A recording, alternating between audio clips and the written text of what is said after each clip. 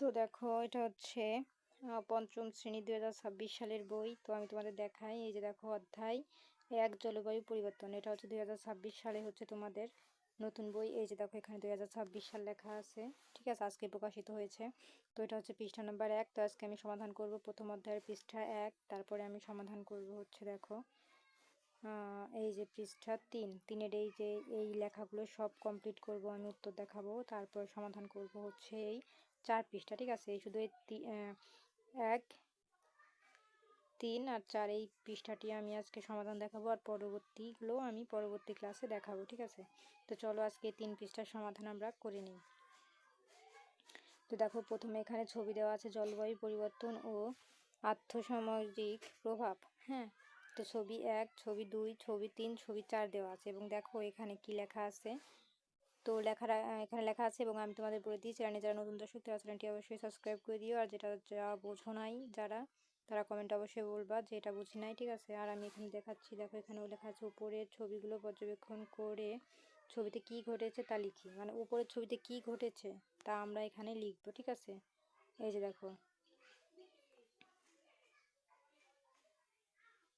কি ঘটেছে তা আমরা লিখবো। তো চলো আমরা উত্তরটি দেখে নিই। তো দেখো প্রিয় শিক্ষার্থীরা, এখানে ক নাম্বার লেখা আছে, উপরের ছবিগুলো পর্যবেক্ষণ করে ছবিতে কি ঘটেছে লিখে। এই যে আমরা লিখে নিয়েছি ছবি নং 1। হ্যাঁ, আর কি ঘটেছে, একে কি ঘটেছে, আকাশে তীব্র বজ্রপাত ও ঝড়ের পরিস্থিতি দেখা যাচ্ছে। তারপরে দেখো এখানে চিত্র 2। হ্যাঁ, 2 নঙে কি বলা আছে, প্রচণ্ড গরমে বা তীব্র তাপদাহে শিশু অসুস্থ হয়ে পড়েছে এবং অন্যরা তাকে সাহায্য করছে, ঠিক আছে। তো তোমরা কিন্তু এটা উপরে ছবি দেখেই নিজেরাই লিখতে পারবে। তো আমি নিজেও তোমাদের উত্তর করে দিচ্ছি, তোমরা যারা বুঝতে না পারো, ঠিক আছে, তো তারা দেখো। এবং 3 নাম্বার ছবিতে তোমরা দেখো ওখানে দেয়া আছে যে দীর্ঘস্থায়ী অনাবৃষ্টির ফলে মাঠঘাট শুকিয়ে চাষির চৌচির হয়ে গেছে, অর্থাৎ খরা দেখা দিয়েছে, ঠিক আছে। তারপর দেখো 4-এ কি বলেছে, 4 নং চিত্রের তোমরা লক্ষ্য করলে দেখতে পাবা, অতিবৃষ্টির ফলে রাস্তাঘাট পানিতে ডুবে গেছে, অর্থাৎ জলাবদ্ধতা বা বন্যার সৃষ্টি হয়েছে। তো এই ছিল আমাদের এটার সমাধান। তো প্রিয় শিক্ষার্থীরা, তোমরা দেখো এখানে কিন্তু আমরা ক নাম্বার কমপ্লিট করে ফেলেছি উত্তরে, ঠিক আছে। তো আমাদের 1 নাম্বার কমপ্লিট, মানে 1 পৃষ্ঠা কমপ্লিট, 1 নাম্বার পৃষ্ঠা। তো এখন আমরা চলে যাব পরবর্তী পেজে। তো দেখো পরবর্তী পৃষ্ঠা হচ্ছে 3 নাম্বারে দেখো আমাদের কি বলেছে, এখানে খ নাম্বারে বলেছে জলবায়ু পরিবর্তনের কারণ উল্লেখ করে নিচের মাইন্ড ম্যাপটি সম্পূর্ণ করি।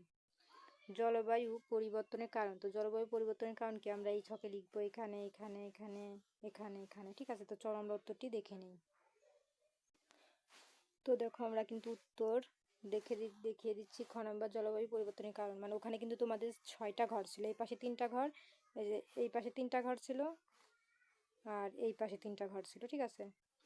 এই হচ্ছে টোটাল 6টা ঘর ছিল। তো আমি এখানে 6টি নাম্বার দিয়ে তোমাদের বুঝাই দিচ্ছি, যে ক্রমিক নং 1, ঠিক আছে, মানে হচ্ছে তোমাদের 1-এর। হ্যাঁ, জলবায়ু পরিবর্তনের প্রধান কারণসমূহ, মানে যে 6টি ঘর ছিল, তো 6টি ঘরের একটি ঘরে তোমরা এটি লিখবা, আর 2 নাম্বার ঘরে এটি লিখবা, 3 নাম্বার ঘরে আরেকটি, এরকম এক একটি ঘরে এক রকম। তো বনভূমি উজাড়, গাছপালা কাটার ফলে কার্বন ডাই অক্সাইড বেড়ে যাচ্ছে, তো এটি একটি ঘরে লিখবা।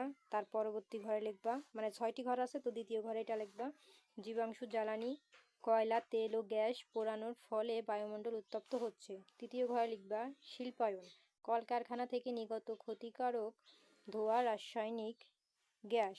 তো চতুর্থ ঘরে লিখবা, এই যে চতুর্থ ঘরে লিখবা যানবাহনের ধোঁয়া, অতিরিক্ত যানবাহন ব্যবহারের ফলে গ্রিনহাউস গ্যাসের নির্গম। তো তোমরা এখন পঞ্চম ঘরে লিখবা, এই যে এটি আধুনিক প্রযুক্তি, এসি ও ফ্রিজ থেকে নির্গত সিএফসি গ্যাস।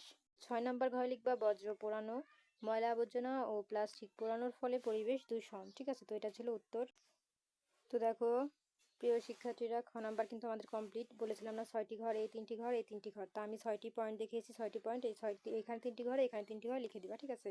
তখন আমরা গ নাম্বারে চলে যাব। দেখো গ নাম্বারে এখানে কি বলেছে, পূর্বের পৃষ্ঠার অনুচ্ছেদটুকু পড়ে জলবায়ু পরিবর্তনের ফলে কোন কোন ক্ষেত্রে প্রভাব পড়ে তার তালিকা তৈরি করি, ঠিক আছে। মানে পূর্বের পৃষ্ঠার অনুচ্ছেদটি পড়তে হবে তোমাদের, জলবায়ু পরিবর্তনের ফলে কোন কোন প্রভাব পড়ে, হ্যাঁ, মানে পরিবর্তনের ফলে কোন কোন প্রভাব পড়ে তার তালিকা তৈরি করি। ঠিক আছে, সমুদ্র পৃষ্ঠের উচ্চতা।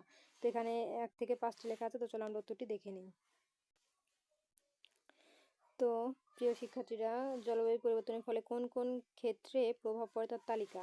এই যে পূর্বের পৃষ্ঠার অনুচ্ছেদটি এবং ছবির বিষয়বস্তু অনুযায়ী জলবায়ু পরিবর্তনের ফলে সৃষ্ট প্রভাবগুলো হলো, এই যে নিচে দেওয়া 1, ওখানে কিন্তু 5টা দেওয়া ছিল, তো আমি 5টাই দেখাবো। এই হচ্ছে 1 নাম্বার, তো একই লিখবা। সমুদ্র পৃষ্ঠের উচ্চতা বৃদ্ধি, মেরু অঞ্চলের বরফ গলে সমুদ্রের পানির স্তর বেড়ে যায়। তারপরে 2 লিখবা, খরা ও অনাবৃষ্টি, দীর্ঘ সময় বৃষ্টি না হলে মাঠঘাট শুকিয়ে ফসল উৎপাদন ব্যাহত হয়। 3 নাম্বার ঘরে লিখবা, অতিবৃষ্টি ও বন্যা, আকস্মিক ও অত্যধিক বৃষ্টির ফলে জলাবদ্ধতা এবং বন্যার সৃষ্টি হয়। তারপরে 4 নাম্বার ঘরে লিখবা, তীব্র তাপদাহ, বায়ুমণ্ডলের তাপমাত্রা বেড়ে যাওয়ায় জনজীবন অতিষ্ঠ হয় ও স্বাস্থ্য ঝুঁকি বাড়ে। 5 নম্বর ঘরে লিখবা, প্রাকৃতিক দুর্যোগ, ঘূর্ণিঝড়, জলোচ্ছ্বাস এবং বজ্রপাতের মতো দুর্যোগের সংখ্যা বৃদ্ধি পায়। তো এই ছিল কিন্তু আমাদের সমাধান।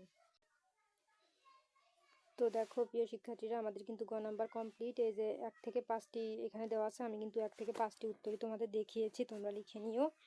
তারপর এখন আমরা চলে যাব ঘ নাম্বারে। ঠিক আছে, দেখো এখানে ঘ নাম্বারে কি বলেছে।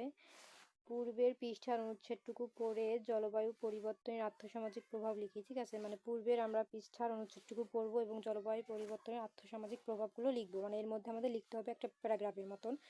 তো এই ছোট যে যতটুকু পারো 4 লাইন 5 লাইন লিখে দিবা। তো চলো আমি উত্তরটি দেখিয়ে দিচ্ছি। তো দেখো প্রিয় শিক্ষার্থীরা, জলবায়ু পরিবর্তনের আর্থসামাজিক প্রভাবসমূহ। ঠিক আছে, তো প্রভাবসমূহ এই যে আমি দেখিয়ে দিচ্ছি।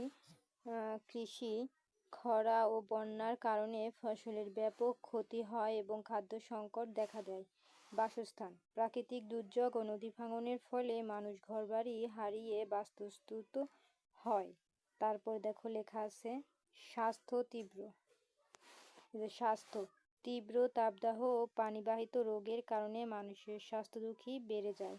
পানির অভাব, সুপেয় পানির উৎসগুলো নষ্ট হওয়ায় খাওয়ার পানির তীব্র সংকট তৈরি হয়। আর্থিক ক্ষতি, সম্পদ ও কর্মসংস্থান হারানোর ফলে মানুষের দারিদ্র্য বৃদ্ধি পায়। ঠিক আছে, তো এই ছিল কিন্তু আমাদের উত্তর। তো দেখো আমরা কিন্তু এই ঘ নাম্বারটিও উত্তর কমপ্লিট করেছি, তোমরা শুধু এর মধ্যে আমি যতটুকু দেখিয়েছি ওটা লিখে দিবা। ঠিক আছে, আর পরবর্তীতে আছে দেখো যে 4 পৃষ্ঠার সমাধান। তো 4 পৃষ্ঠা থেকে আর যে কয়টি পৃষ্ঠা আছে এটার ভিডিও দেখার জন্য অবশ্যই সাবস্ক্রাইব মাই চ্যানেল, এটা আমি পরবর্তী ক্লাসে দেখাবো। তো আজকের মতন এই পর্যন্তই। আর কোনো কিছু জানার থাকলে বা বলার থাকলে আমাকে অবশ্যই কমেন্টে বলবা। ঠিক আছে, তো আজকের মতন এই পর্যন্তই, টাটা। আর অবশ্যই চ্যানেলটি সাবস্ক্রাইব করে দিও।